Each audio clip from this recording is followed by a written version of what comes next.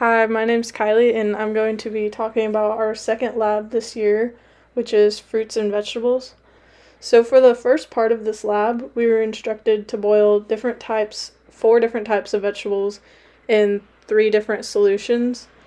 The first solution was just plain water in order to give us our control vegetable to compare to the next. And then our second solution was an acid solution, and in order to make the acid, to add the acidity, we were instructed to pour in 4 tablespoons of vinegar. And lastly, we had to do an alkaline solution, and this was created by adding 4 tablespoons of baking soda.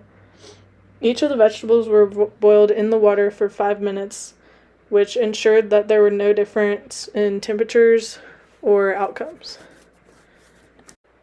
For each of the vegetables, the controls were all pretty similar. They all had a softer texture, but there was not much change in the color or odor of the vegetable.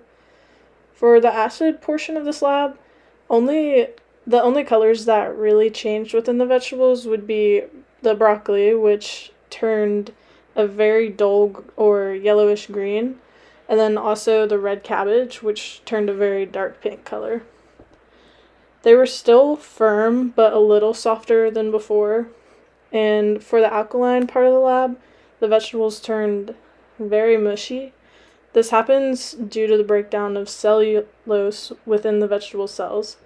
I expected the vegetables to be somewhat mushy, but especially the broccoli ended up being to the point where you could barely even pick it up without it falling apart.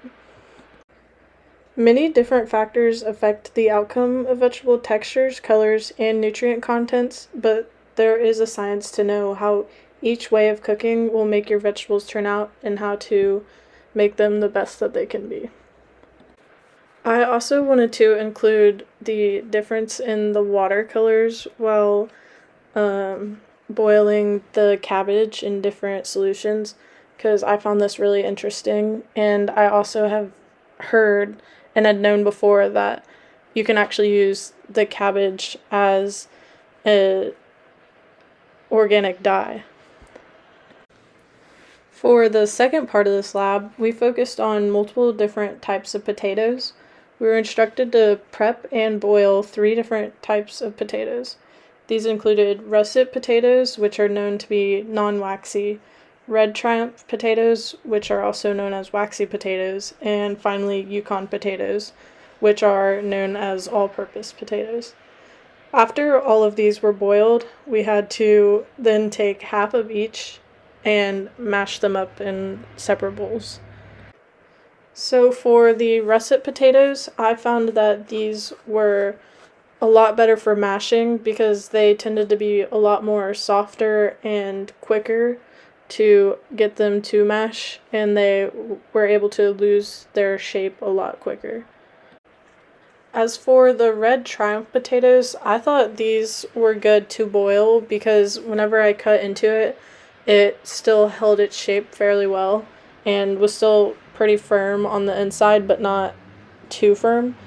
But they were not very good for mashing because they were just a little more clumpy than the non-waxy, although they were still a little better than the Yukon potatoes.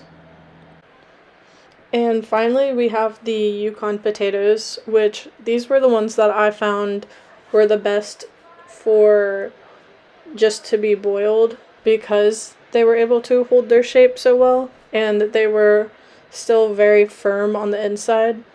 They were larger potatoes, but I think if you want them a little softer, you could still cut them up into smaller portions, and this will allow you to have a less firm inside, but I thought it was good for dicing and cutting them up.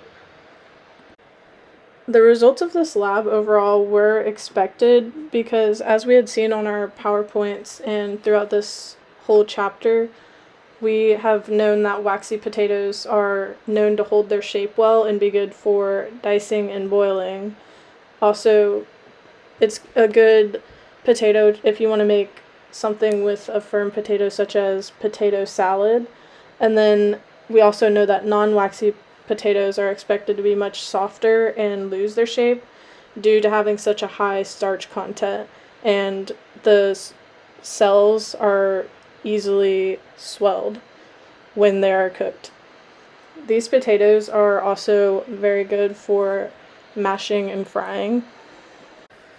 Overall, this lab really helped me understand the way that different cooking methods can truly impact the outcome of the food.